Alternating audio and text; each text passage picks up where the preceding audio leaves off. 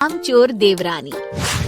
एक बार की बात है, सुषमा अपने पूरे परिवार के साथ खुशी खुशी मोहन नगर में रहती थी।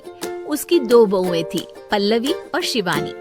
एक दिन दोनों बहुएं रसोई में काम कर रही होती है कि तभी उनकी सास सुषमा उन्हें बुलाती है। अरे बहू, जरा इधर तो आना। शिवानी, जरा जाकर देखना सासू माँ क्या कह रही हैं। दीदी आप ही देख लो ना जाकर, आपको भी तो सुनाई दे रहा है। अरे मैं आटा गूंद रही हूँ ना, तुम चली जाओ। हाँ तो मैं भी तो सब्जी काट रही हूँ ना दीदी। अरे बहू जल्दी आओ।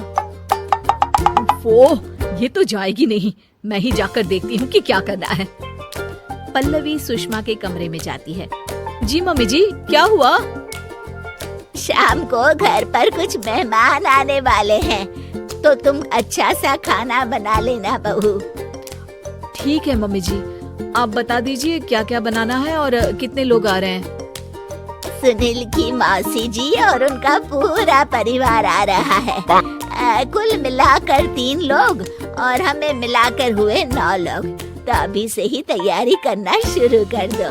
और हाँ, घर की सफाई भी कर देना। हाँ अच्छे से।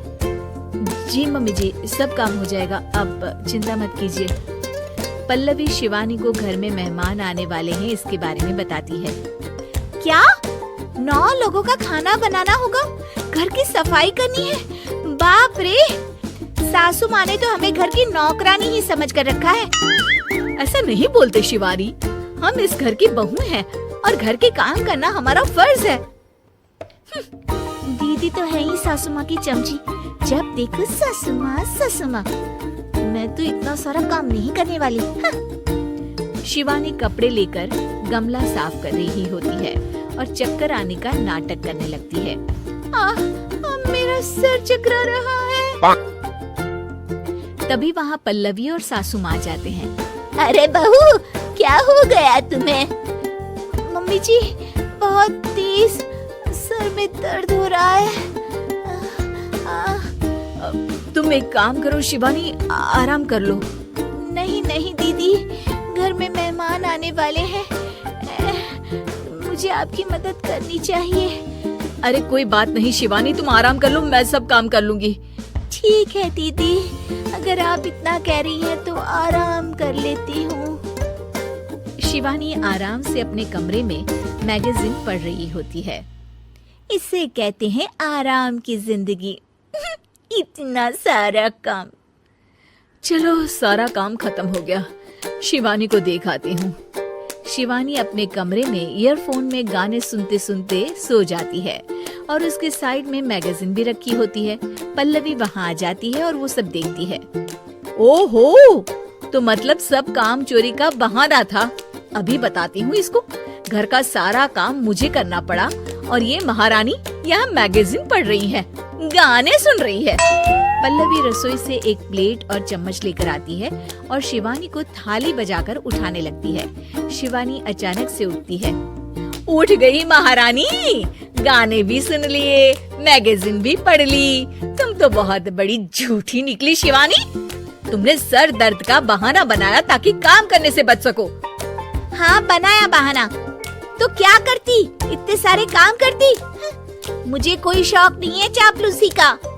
क्या चापलूसी?